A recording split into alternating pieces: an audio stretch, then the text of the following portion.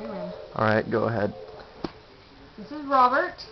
I found him in the middle of the road on my way back from school. He's being attacked by a crow, so I decided to take him. He's a wild bird, probably a robin. So this is very unusual that he's falling asleep in my hand.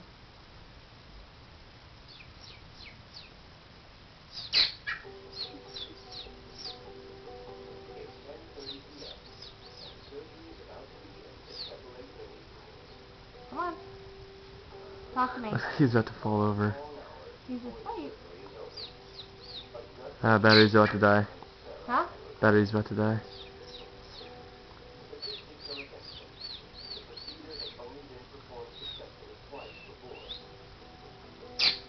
Communicate.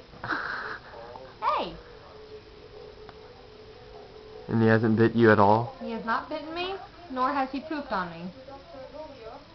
Let me pet him as much as I want. I can touch his beak. You may do that, but he will not bite me. Pretty cool.